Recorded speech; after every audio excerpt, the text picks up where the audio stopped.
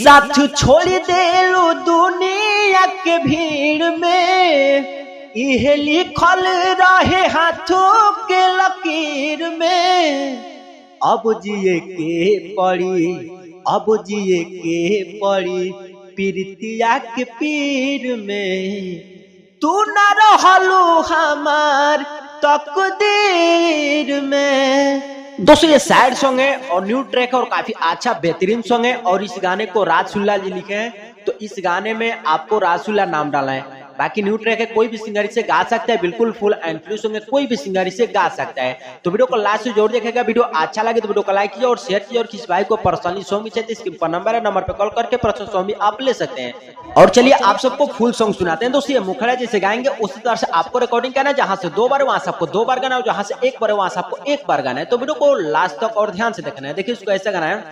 साथ छोड़ देलू दुनिया के भीड़ में, आई है लिखल रहे हाथों के लकीर में। और यहाँ से 2 बार है। साथ छोड़ देलू दुनिया के भीड़ में, इहे लिखल रहे हाथों के लकीर में। अब जिए के पड़ी, अब जिए के पड़ी पीरतिया के पीर में। तू न रहलू हमार तकदीर में। अब जिए के पड़ी पीरतिया के पीर में। तू न रहलू हमार तकदीर में। दोस्तों ये था मुखड़ा। अच्छा लगा तो वीडियो को लाइक कीजिए और शेयर कीजिएगा। और चले फर्स्ट अंतरा का टॉम सुनाते हैं। दोस्तों फर्स्ट अंतरा और रिसेप काफी अच्छा से रिकॉर्डिंग करना है, जहां से 2 बार वहां से आपको 2 बार गाना और जहां से 1 बार वहां से आपको 1 बार गाना है। तो वीडियो को लास्ट तक और ध्यान से देखना है। देखिए उसको ऐसे गाना है। अरे जा ताड़ू जा जान अइहो ना दुबारा, अभी छड़ल बानी दरद होताटे बाड़ा। जा ताड़ू जा जान अइहो ना दुबारा, बिछड़ल बानी दरद होताटे बाड़ा। धोखा दे देलू ही उम्र में, आ धोखा दे देलू आए ही उम्र में। अब जिए के पड़ी, अब जिए के पड़ी पीरतिया के पीर में।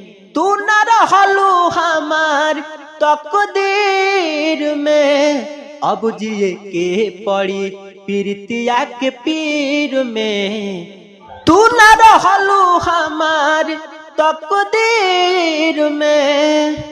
दोस्तों ये था फर्स्ट अंतरा। उम्मीद करता हूँ आप सभी को अच्छा लगा तो वीडियो को लाइक कीजिए और शेयर कीजिए। और चलिए लास्ट अंतरा का टॉम सुनाते हैं। दोस्तों ये लास्ट अंतरा और इसे काफी अच्छा से रिकॉर्डिंग करना। और इसी में आपको सिंगर का, राइटर का, जो भी अपने दोस्त का, किसी का भी नाम डाल करके कोई भी सिंगर इसे गा सकता है। और इस गाने में राजसुल्ला नाम रहना चाहिए, क्योंकि राजसुल्ला लिखे हैं तो इस गाने में राजसुल्ला नाम डालना है। बाकी चलिए इसका टॉमी सुनाते हैं। कि राजसुरीला के गइलू भुला के, गइलू बदल कसम क्रिया तू खा के। ए राजसुरीला के गइलू भुला के, गइलू बदल कसम क्रिया तू खा के। कमी पबलू काए हो गरीब में, अब जिए के पड़ी पीरतिया के पीर में। तू न रहलू हमार तकदीर में।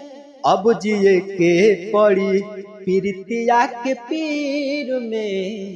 तू न रहलू हमार तकदीर में। दोस्तों ये था आज का फुल फ्री सैड सॉन्ग। कोई भी सिंगर इसे गा सकता है। अगर पर्सनली सॉन्ग भी आप सबको चाहिए तो स्क्रीन पर नंबर है, नंबर पर कॉल करके पर्सनल सॉन्ग भी आप ले सकते हैं। चलिए फिर मिलते हैं नेक्स्ट। तब तक के लिए जय हिंद, वंदे मातरम।